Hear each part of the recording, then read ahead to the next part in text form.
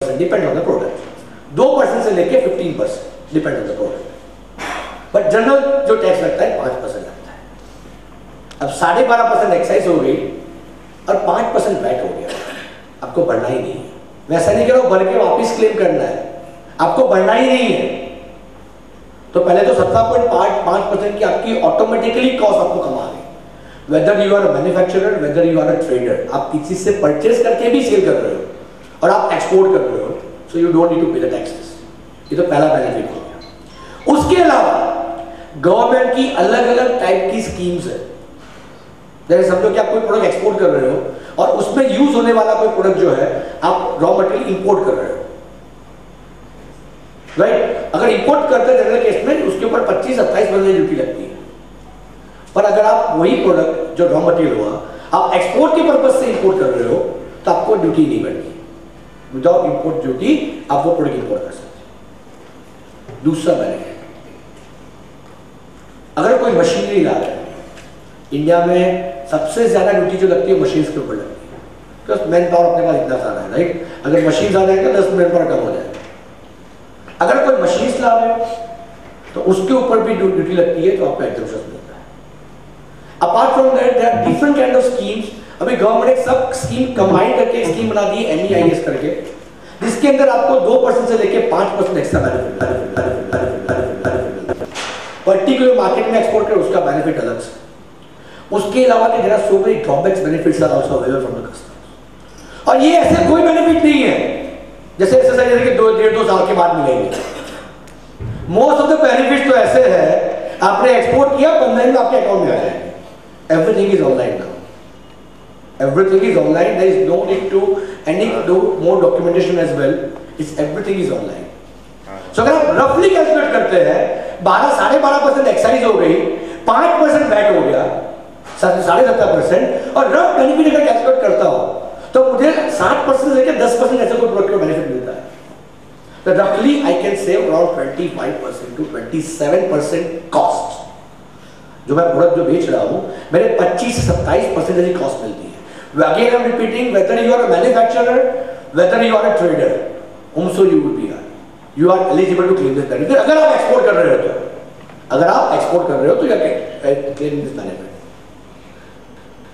So अगर आपकी अगर जनरल कॉस्टिंग करते हो आप and you can calculate those benefits, so automatically you can save up to 25 to 27% of your cost. So आपकी प्रोडक्ट हमेशा कॉम्पिटिटिव होनी है। I'm working, I'm also a cost accountant, तो मेरे लिए costing is my favourite subject. दूसरी बहुत सारे लोगों को गलतफहमी इसलिए कि चाइना बहुत सस्ते में क्यों देता है। मेजर लोग कहते हैं चाइना से बहुत सस्ता है वहां पे, क्यों देता है? क्योंकि उसकी लेबर कॉस्ट कम है। आइडियली मेजोरिटी इंडिया में ऐसा बनाया हुआ है दिमाग में कि चाइना सस्ते में इसलिए चीज दे रहा है क्योंकि उसकी लेबर कॉस्ट कम है। आज इंडिया की अगर बात करते हैं, आज मुझे फैक्ट्री चला रहा हूं मैं, कोई भी चला रहा हूं, आज मुझे कोई लेबर कॉस्ट लेबर रखना है अपनी फैक्ट्री के ऊपर, how much I am paying per day? 200 रुपया। You will calculate for 25 days, that comes around 5000 rupees a month. वो भी 8 घंटे के लिए, 8 घंटा बोल के 10 घंटा मिनिमम काम करवाता हूं। 8 घंटा बोल के 10 घंटा मिनिमम काम करवा देते हैं, राइट? सो रफली I am paying around 5000 rupees for employing one labour to my office और फैक्ट्री। उसके सामने अगर चाइना की कॉस्ट कंपैरिजन करता हूं मैं, दैट कम्स अराउंड 2000। आप बोलोगे तो चाइना सस्ता नहीं लगता है ना, लेबर सस्ती हुई, पर ये जो 2000 जो है वो 2000 RMB है, that is that minimum wage. और वो तो कम्युनिस्ट है, एक 5 मिनट ऊपर एक्स्ट्रा काम नहीं करवा सकते 8 घंटा बोल के। तो अगर 2000 RMB बोल रहा हूं, 1 RMB इक्वल्स टू 10 रुपीज। अब मल्टीप्लाई करो क्या कॉस्ट हुई लेबर, 20,000 रुपए। तो कैसे बेसिकली चाइना सस्ता दे रहा है? अगर हम लोग 4-5,000 लेबर को पे करते हैं, they are paying 20,000 rupees to it, यानी अपने से 4 गुना कॉस्ट ज्यादा, अपने से 4 गुना कॉस्ट ज्यादा पे कर रहा है अगर चाइना, तो उसकी कॉस्ट सस्ती कैसे बनती है? Because they are aware of all the benefits being offered by the Chinese government. And secondly, there were huge manufacturing facilities. जहाँ पे हम लोग 5 मशीन लगा के बैठे हैं, वो लोग वही मशीन 10 लगा के बैठे हैं, तो डेफिनेटली कॉस्ट कम आनी है। हमको एक अच्छा एग्जांपल दूँ, अच्छे हमने just planning to start new manufacturing unit of HDP gloves, hand gloves आते हैं ना आपको, हाइजीनिक पानी पूरी वाले, राइट। हम लोगों ने basically plan to start one manufacturing unit for this. तो जनरल केस में हमारा जो भी सप्लाई होता है, we usually take that to China, तो देखने के लिए वो क्या मैन्युफैक्चरिंग फैसिलिटीज कर रहे हैं। So we are already exporting this. We are the only exporter from India. हमने बैंक पे लोन रखी प्रोजेक्ट पास कराने के लिए, बैंक वाले ने बुलाया, बोलता है हमारा क्यों लोन भरे तुमने मशीन में, मुझे क्यों नहीं मिल सकती, कि आप बोल रहे हो एक्सपोर्ट करना है, ये तो इंडिया में इंपोर्ट हो रहा है। मैंने कहा सर मैं ऑलरेडी एक्सपोर्ट कर रहा हूँ, मेरा ऑर्डर पड़ा हुआ है, मेरी पार्टी उसी के लिए रिक्वायरमेंट लगा के बैठा, वो तो एक अलग चीज हो गई। बट जो सप्लायर था, when we started, he said मैं इंडिया का सबसे बड़ा सप्लायर हूँ, एवरी डे मैं 2.5 लाख डोज बनाता हूँ, per day making 2.5 lakh dose, India का सबसे बड़ा सप्लायर है। हम लोग लास्ट नवंबर में चाइना गए थे to see what Chinese manufacturing are doing, to buy some machineries as well. We almost been to 4-5 factories in China, 4 से 5 फैक्ट्री विजिट की हमने जो डोज बना रहे थे। जो सबसे छोटी फैक्ट्री विजिट की है हमने, उसके पास 100 मशीन पड़े हुए थे। जो सबसे छोटी फैक्ट्री विजिट की, he was having 100 machines।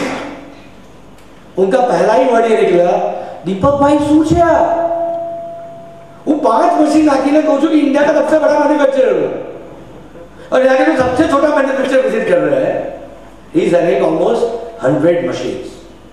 तो डेफिनेटली उनकी प्रोडक्शन कॉस्ट कम आनी है। पर यहाँ पे प्रॉब्लम क्या है, सर 100 मशीन आके करूंगा क्या मैं, किसको बेचूंगा। हम लोग क्यों नहीं डालते हैं इतने 100 मशीन, बिकॉज अगर 100 मशीन डालता हूं तो सर बेचूंगा किसको नहीं है, मार्केट तो पता ही नहीं है। और दूसरा प्रॉब्लम, सर पैसा कहां से आएगा, आपने बोले सर मैं तो 500 डालूं, क्या प्रॉब्लम है, पैसा कहां से आएगा, राइट। उसके लिए भी गवर्नमेंट बहुत सारी स्कीम चलाती है, which is not people are aware. जैसे जो भी यहाँ पे मैन्युफैक्चरिंग यूनिट में होंगे, they might be aware about one benefit called CGT SME। I am not sure कितने लोगों को पता है, it is specifically for the SME sector, credit guarantee for SME, right, जहां तक तो 1 करोड़ तक की अनसिक्योर्ड लोन मिलती है। 1 करोड़ रुपए तक की government offering you unsecured loan की ज्यादा से ज्यादा मैन्युफैक्चरिंग करो। Plastic is specifically coming under the special focus of Gujarat government. तो अभी जो 2015 में नई इंडस्ट्रियल पॉलिसी डिक्लेयर हुई है, plastic and textile, there 2 sectors basically government सबसे ज्यादा फोकस कर रहा है, राइट। अब सवाल ये है अगर if we can start thinking of that way, पर पहले मैंने उनको एक ही चीज बताई, मैंने कहा चलो ठीक है आप बोल रहे हो क्या से पैसा का, पैसे नहीं अरेंज करिए। अब रेडियो मैन्युफैक्चरिंग डालने के लिए 2 महीना लगा उनको डिसीजन लेने में, 8 लाख बना मशीन। मैंने उनको एक ही सिंपल चीज बोली, आपने वो सिर्फ मशीन दे दिए पर आपने एक अपॉर्चुनिटी नहीं दी। बोले क्या, मैंने कहा 5 मैन्युफैक्चरर ने विजिट की है, वैसे तो बहुत सारे चाइना में, हमने 5 मैन्युफैक्चरर विजिट किए, जो सबसे छोटा था उसके पास 100 मशीन थी, यानी बाकी एवरेज 150 के ऊपर वाले थे। बोले कि हाँ, यानी रफली अगर जो 5 मैन्युफैक्चरर विजिट किए सब मिला के उनके पास 500 से 600 मशीन थी। बोला कि ठीक है, यानी मार्केट तो है, बिजनेस तो है ना, वो बेच तो रही है। अगर वो बेच रहे हैं, हमें सबसे बड़ा प्रॉब्लम हुई है कहां पे जाके बेचे इतना ज्यादा। अब वो 500-600 प्रोडक्ट मशीन बना के प्रोडक्ट बना रहे हैं, so they are definitely going to sell, तो मार्केट तो ऑलरेडी है।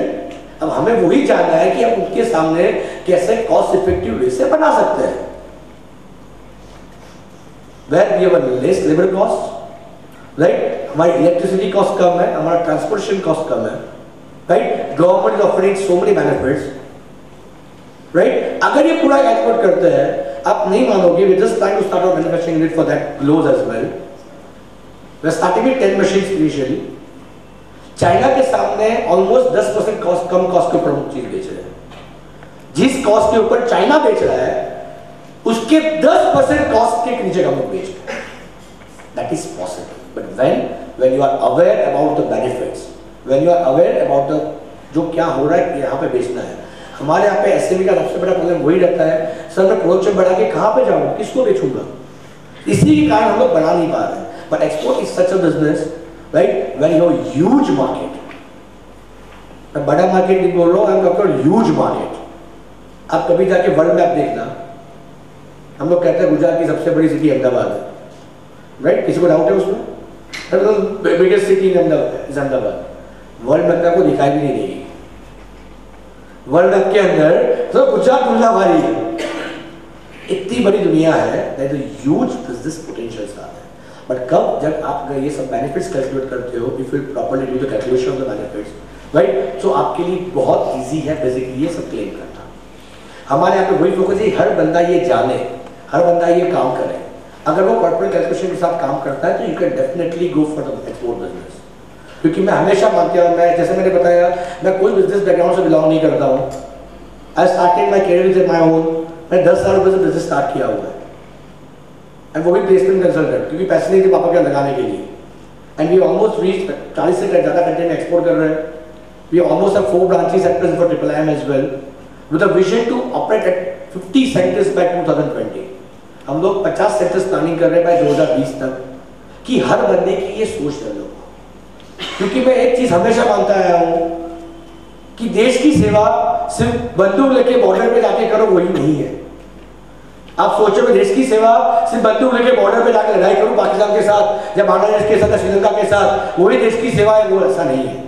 अगर हम लोग अगर जॉब एम्प्लॉयमेंट भी अरेंज करवा दें, right, if you can give some support to the entrepreneurs, if we can give a job to the team of our India, you know, we can definitely एक प्रकार की वो देश की सेवा ही है, the one kind of patriotism only, कि जहाँ पे हम लोग देश की सेवा ही कर रहे हैं। So हम लोगों ने वही फोकस बनाया और उसी विजन से बेसिकली, as I said, 1000 साल पहले, एक जैसे मैंने एक्सपोर्ट इंपोर्ट की, मैंने 10-15 साल की बात नहीं कर रहा हूँ, almost 1000 years back also we used to do the exports, और उसके सामने सोना लाते थे, उसके सामने लोग सोना लाते थे। सो बेसिकली इसीलिए हमने ये पूरे मिशन का नाम जो दिया हुआ है, that is mission golden bird. Mission golden bird, सोने की चिड़िया। क्यों नहीं आ सकती वो चीज, अगर वो हर बंदा सोचे तो। हमने 200 साल तक अंग्रेजों से लड़ाई की टू गेट इंडिपेंडेंस।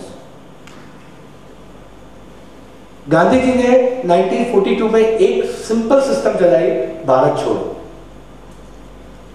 गांधी से बोल दिया भारत छोड़ो 1942 में, और 5 साल में तो अगर सब लोग जुड़ गए उसके अंदर, और 5 साल में तो उनको यहाँ से भगा भी दिया, जिसको भगाने के लिए हमें 200 साल लगे थे। और ये कब हो सकता है, जब ये सब लोग ये सोचे, हर बंदा इंडिया का अगर ये सोचना चालू करे कि I need to work for my country, मैं कुछ अपने देश के लिए करना चाहता हूं।